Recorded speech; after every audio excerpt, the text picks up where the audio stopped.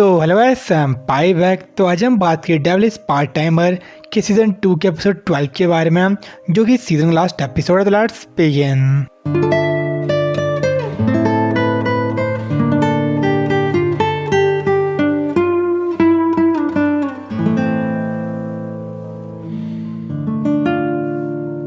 तो last episode में रैगवल था, उसी लोकेशन की दो प्रॉपर्टी अराइज होती हैं। तो रशिया ने आइडिया देता अपनी खुद की सुनार पल्स छोड़ने को, ताकि वो ईजिली उसका पता लगा पाए।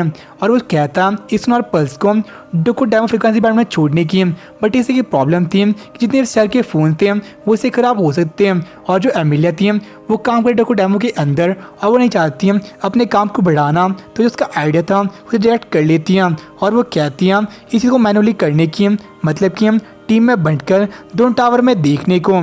और वहाँ से उड़ के एक टावर के लिए चली जाती हैं। और जो मोर आशा थे वो भी उसके प्लान को एक्सेप्ट कर लेते हैं। और वो चाहते जितने भी लॉसेस थे सबको अवॉइड करना। और वो कहते हैं सूर्य और शिरे को वहीं पर रुकने के लिए, और इन केस ऑफ इमरजेंसी वहाँ पे आके उनकी मदद करने के लिए। और उसके बाद जो माहौल आशा थे वो चाहते सेकंड टावर की ओर, बट उनके पास अपनी कोई पावर नहीं थी। तो उन्हें एक मेट्रो और साथ में टावर की टिकट लेनी पड़ती है। बट जो एमिलिया थी वो फर्स्ट टावर पहुंच जाती हैं, लेकिन जो रैगवल था वहाँ पे नहीं था। तो सेकंड टावर पे जा रही थी, बट तभी जो एलिस रामस थी उसे वार्न करती हैं। और हम देखते हैं गैब्रियल को। तो एमिलिया गैब्रियल पे अटैक करती है, लेकिन गैब्रियल उसके अटैक को बहुत ज़्यादा ईजिली इवेड कर रहा था। और उसे क्लैरिफाई करता है कि जो सुनार पल्स था वो रैगवल एमिट कर रहा था, और बस इसकी जो प्रिसीजन थी उसे मेंटेन कर रहा था। तो इस पर एमिलिया उससे पूछती है कि वो रैगवल था उसकी मॉम को क्यों ढूंढ रहा है। और तभी हम देखते हैं माँ और आशा को, जो कि अभी भी टावर पे चढ़ रहे थे। और वहाँ पे जो सुजने थी उसे अभी भी कोई साइन नहीं दिखते फाइटिंग के किसी भी टावर में। और इस पे से क्या था सुनार पल्स एमिट करने के लिए, ताकि जो रैगवल था उसकी लोकेशन इजीली पता चल जाए। और दूसरी तरफ जो चियो थी वो भी फाइनली अपनी अनकॉन्शियस से जाग जाती हैं। और तभी उसे एक कॉल आती है जिसमें एक वुमन से कहती हैं अपन लेफ्ट हैंड देखने के लिए, जिसमें वही रिंग थी जो उसे लाइला ने दी थी। तो एक बात क्लियर थी कि जो फ़ोन पे वुमन है वो लाइला ही है, जिसे कहती हैं कि वो रिंग है उसमें एक शैर था या सॉर्ड का। और वहाँ पे जो गैब्रियल था वो कहता है एमिलिया को कि जो एक ही प्रिंसिपल गवर्न करता है एंजल्स को, और वो था अपना पूरा दम लगा देना और कोई भी क्राइसिस आता है हेवंस में उन्हें अवॉइड करने के लिए।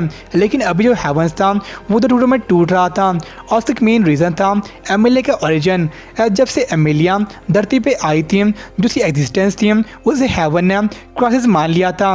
एज उसकी मॉम थी वो एक एंजल थी, और उसके फादर एक नॉर्मल ह्यूमन। और ये बहुत ज़्यादा चीज़ इम्पॉसिबल थी कि जो डिफरेंट स्पीसीज एक ऑप्शन को दे सके। तो इससे एक बात क्लियर थी कि जो एंजल्स लगभग सेम थे ह्यूमंस की तरह, लेकिन जो नहीं चाहते जो बात थी वो फैल जाए। ऐसे ये बात पलती लोगों को जिन्होंने विश्वास था एंजल्स के ऊपर वो इसे टूट सकता था। और जो गैब्रियल था वो एमिलिया को बताता कि ना सिर्फ उसकी मदर बट डिपेंडिंग ऑन रैगवल की फाइनल जजमेंट वो उसके फादर के पास भी जा सकते हैं। और उसके फादर थे नॉट जस्टिना, वो अभी भी अलाइव थे और वो भी अर्थ पे ही कहीं पे थे। और इससे जो एमिलिया थी बहुत ज़्यादा शॉक हो जाती है। और वहाँ पे जो लाइला थी वो मदद मांगती है चियो से, और जो चियो थी इसे बहुत जल्दी एक्सेप्ट कर लेती हैं एज वो बिलीव करती लाइला के ऊपर। और जो पूरी कंजर्वेशन थी ये चियो से सुन रही थी। तो उसके बाद लाइला से पूछती हैं कि कौन सा वेपन प्रेफर करती हैं। तो कहती है बोल्स एंड एरो, एज वो आर्चरी क्लब में थी, और जिसका रोल था आपको पता चल जाएगा। और वहाँ मुझे सुननी थी वो भी फाइनली यूज़ करती है सुनार पल्स को अपने स्पेल हॉली सर्चर में एंजल्स को ढूंढने के लिए। और उन्हें सिग्नल मिलते हैं दोनों टावर से। एज एक टावर में गैब्रियल भी था, पर उन्हें लगता है ये सिग्नल एलिस रामस से आ रहा होगा। और कंक्लूड करते हैं कि जो रैगवल था वो सेकंड टावर में था, जहाँ पे जो आशा और माओ गए हुए थे। और उसके बाद उन्हें एक और सिग्नल मिलता है जो कि उनकी तरफ आ रहा था, और एक कोई और नहीं बल्कि चियो थी जो कि हवा में फ्लोट कर रही थी। तो चियो को वहाँ पे देख के वो दोनों बहुत सरप्राइज हो जाते हैं, पर चियो ने कहती है सुनार पल्स को ना यूज़ करने को, इससे जो वर्ल्ड था वो अनबैलेंस्ड हो सकता है। और जो कुछ वो कह रही थी वो उसे लाइला बता रही थी। बट तभी वहाँ पे आती है हेवनली रेजिमेंट। तो सुजने चियो को कहती है वहाँ से जाने के लिए और वो करने के लिए जो करने वो आई थी। और तब तो जो वो और उराशिरा थे वो उन्हें संभाल देगी। तो जो हाली रेजिमेंट थी वो उन्हें कहती है यहाँ से दूर जाने के लिए, एज जो चीज़ थी ये अगेंस्ट दी गॉड्स विल की बस उसने थी उन्हें ट्रू मीनिंग बताती है गॉड की विल का, और उन्हें कहती है कि उन्हें कहीं भी अलाउ नहीं करेगी चीहों या फिर जो नेशंस था उन्हें हर्ट करना, और बड़ी ईजिली उन्हें ओप ऑफ करना स्टार्ट कर देती है। और जो चीहो थी वो भी यूज़ करते अपने बो एंड एरो को एक एनर्जी वेव को छोड़ने के लिए जो कि बहुत ज़्यादा फुल थी मैजिकल एनर्जी से। इससे जितने आगे ह्यूमन है सिटी के उनसे जो नेगेटिव इमोशंस थे वो उनसे दूर हो जाते हैं।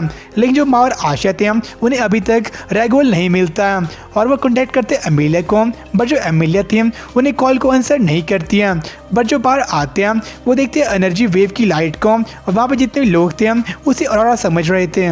और जो माओ था बाहर देखता है फिर से उस आदमी को जिसके पास एफ्रो था और अपने आप से बात कर रहा था कि गैब्रिएल ने फिर से स्क्रू अप कर लिया, और इससे वहाँ पता चल जाता कि वो ये रैगवेल था। और जब वो बहुत ज़्यादा ढूंढ रहे थे रैगवेल को वो बड़े आराम से खाना खा रहा था, और जो वहाँ पे एनर्जी वेव आई थी उसकी वजह से बहुत ज़्यादा नेगेटिव एनर्जी वहाँ पे इकट्ठी हो गई थी, और जो और आशा थे फिर ट्रांसफॉर्म हो जाते हैं अपनी ओरिजिनल फॉर्म के लिए। और वहाँ पे जो एमिलिया थी अभी बहुत ज़्यादा शौक थी, ऐसे पता लग गया था उसके फादर अलाइव थे, और जो एलिस रैमस थी उसे चेयरअप करने की कोशिश कर रही थी, लेकिन एमिलिया समझ नहीं आ रहा था उसे अब क्या करना चाहिए। तो जहाँ तक भी आई थी वो अपने फादर को अवेंज करने के लिए आई थी, और जो मेन रीज़न था उसकी दुश्मनी का माओ के साथ वो उसके फादर ही थे, और अब जो उसके फादर जिंदा थे जो उनकी दुश्मनी था उससे कोई कारण नहीं था। और वहाँ पे जो माओ था वो अटैक करता है रैगवेल के ऊपर, बट तभी जो गैब्रिएल था वहाँ पे आ जाता है, और जो गैब्रिएल था फर्स्ट टावर से वहाँ पे आया था तो एक बात क्लियर थी कि जो एमिलिया थी उसे हराने में नाकामयाब हो गई थी। तो उसे माओ पूछता कि एमिलिया कहाँ पे थी, तो गैब्रिएल माओ को बताता कि उसने बस एमिलिया को ये बताया था उसके फादर अलाइव थे, और ये सुन के जो एमिलिया थी उसकी जो विल थी फाइट की उसे लॉस्ट कर चुकी थी। तो इससे जो माओ था बहुत ज़्यादा एंग्री होता है उसके ऊपर, एज गैब्रिएल ने इतना इंसेंसिटिव इन्फॉर्मेशन उसे ऐसे ही बता दी थी। तो जो गैब्रिएल का मेन मोटिव था वो ये था कि जो एमिलिया का ऑब्सेशन था डेल को हराने का वो उसे ड्रॉप कर दे, और जो बिगर थिंग्स थी उस पर अटेंशन दे। और जो गैब्रिएल और रैगवेल थे उन्हें पता लग गया था कि जो लाइला थी वहाँ पे आ चुकी थी, एज जो एनर्जी वेव थी ये उसका काम था। तो रैगवेल वहाँ से जाने वाला था, बट जो माओ था उसे पंच कर लेता और से एक ट्रैश कहता जो कि डीमन रियाल में भी नहीं था। जो डीमन रियाम था वहाँ पे इवल थिंग्स करते थे और लोगों को हर्ट करते हैं बस सर्वाइव करने के लिए, बट उनके जैसे लोग वहाँ पे भी नहीं थे। और सब कहता कि अगर अपने सीन्स को वो बर्डन नहीं झेल सकता तो उसे बस काम नहीं करने चाहिए।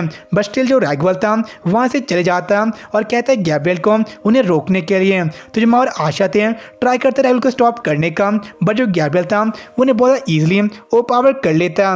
और वहाँ पे जो एमिलिया थी अभी भी डिप्रेस थी और वो सोच रही थी कि जो बीइंग हीरो था उसके लिए बहुत बड़ी रिस्पॉन्सिबिलिटी थी, बट जो एलिस रैमस थी फाइनली उसे चीयर अप कर लेती हैं और जो डिप्रेशन था उसे स्नैप आउट हो जाती हैं। और वो सोचती हैं कि उस फादर मर की चीज़ थी उसके बारे में बाद में सोचेगी, और जो सामने की चीज़ थी उस पर अभी ध्यान देगी। और जो गैब्रिएल था वो अभी भी और पावर कर रहा था माँ और आशा को, और तभी जो रैगवेल था आसमान से वहाँ पे गिरता और हम देखते एमिलिया को जो कि फाइनली वहाँ पे आ चुकी थी। और इस जो गैब्रिएल था बहुत सरप्राइज था एज एमिलिया ने बहुत ज़्यादा ईजिली अपने इमोशंस को कंट्रोल कर लिया था। तो एमिलिया स्टार्ट करते अटैक करने गैब्रिएल के ऊपर, बट गैब्रिएल ने अपने बहुत सारे क्लोन कॉल करके रखे थे तो बहुत ज़्यादा ईजिली उन सबको फिर से पावर कर लेता।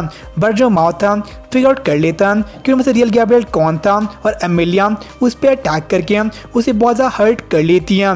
लेकिन जो रैगवेल था उन्हें क्या था इस चीज़ में ना पढ़ने के लिए, बट तब जो चीहो थी उसे एक एरो से हिट कर लेती है और रैगवेल को से पता चल जाता है कि चीहो को कंट्रोल कर रही थी लाइला, और उस पर अटैक करने जाता है, बट तब उसकी पावर थी वो ब्लैंक आउट हो जाती है और वो वहीं पर अनकॉन्शियस हो जाता है। और चीज़ देखिए जो गैब्रिएल था अपने डिफीट को एडमिट कर लेता है और उसको लेके वहाँ से रिट्रीट करता है। आज जो हेवन था वो नहीं चाहता उसे बिट्रे करना, और बट साथ में चाहता जो न्यू वर्ल्ड था उसे चेंज होते देखना। और इसके बाद जो एमिलिया थी वो बात करनी थी लाइला के साथ में, बट ऐसा नहीं कर पाती हैं एज टाइम बहुत ज़्यादा कम था, क्योंकि उन्हें मैजिक यूज़ किया था नेगेटिव इमोशन गैदर करने के लिए आशा और माओ के लिए।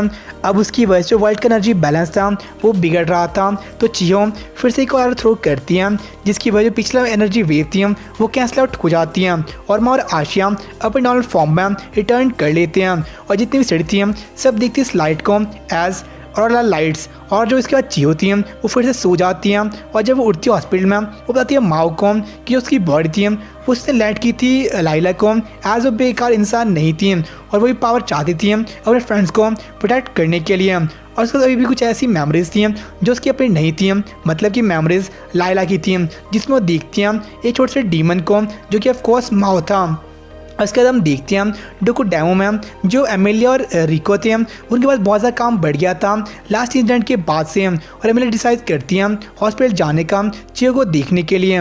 और जो माओ था वो वापस अपने घर आ जाता है जब फाइनली उसने टीवी ला लिया था, और जो न्यूज़ थी अभी भी आ रही थी लास्ट नाइट के इंसिडेंट के बारे में। और एपिसोड के एंड में हम फाइनली देखते हैं उन मेमोरीज के बारे में जिसके बारे में चियो बात कर रही थी। तो माओ को बताती हैं कि वो देखती छोटे से डीमन को जो कि बहुत ज़्यादा रो रहा था, और वो इतना ज़्यादा वांटेड था कि वो कहीं भी मर सकता था, और इसीलिए वो उसकी मदद करती है। तो इससे एक बात क्लियर थी कि लाइला ने फिर से पसंद कर लिया था चियो को, और वो माओ को अप्लाइज करती है, लेकिन माओ को कोई समझ नहीं आता वहाँ पे क्या चल रहा था।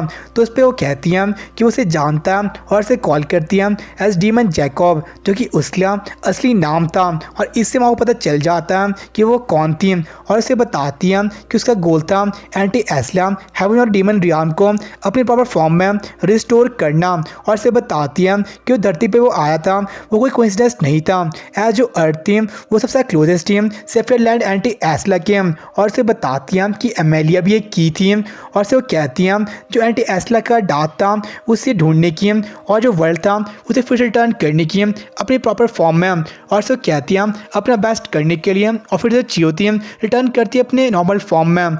और माओ से कहता है जो रिंग थी उसे अपने पास रखने के लिए, और अभी भी सोच रहा था कि लायन उसे क्या कहा था। और जो एपिसोड और सीज़न था यहीं पे एंड हो जाता है। तो सीज़न 2 के बारे में बात करने से पहले हम बात करते हैं न्यूज़ के बारे में कि सीज़न 2 था वो सीक्वल अनाउंस कर लिया गया है 2023 के लिए, और इसमें कुछ नए कैरेक्टर्स और जो हेवन के बारे में स्टोरी हमें पता चल जाएगी। बट उसका थीम था यानी कि सीज़न या फिर मूवी है उसके तक अनाउंस नहीं किया, और जब ये हो जाएगा तो मैं बता दूंगा। तो बात करें सीज़न 2 की, ये काफ़ी नॉर्मल था, और जो मैक्सिमम एपिसोड थे मुझे फिलर्स लगे, और जो कुछ एपिसोड थे उसमें मेन स्टोरी लाइन थी। ऐसा हमें लास्ट में पता चलता कि एंजल्स थे लगभग सेम थे ह्यूमंस की तरह ही, और हमें लास्ट में यही पता चलता है कि जो माओ था उसने वहाँ पे इसलिए बैठा ताकि वो डार्थ को फाइंड कर सके, और डार्थ सेंटर होता है सारे सेपरेटेड ट्री ऑफ लाइफ के। तो देखते हैं नए सीजन में क्या होता है। बट जो एनी थी नोवेल की उससे मेरा मन बिल्कुल भी नहीं है वैसे, तो देखते हैं क्या होता है। तो आज के तो इतना ही है, तो मिलता है किसी और एनीमे में। तरह से बाय। फील करो खुद को, उड़ने लगा मैं आसमान में।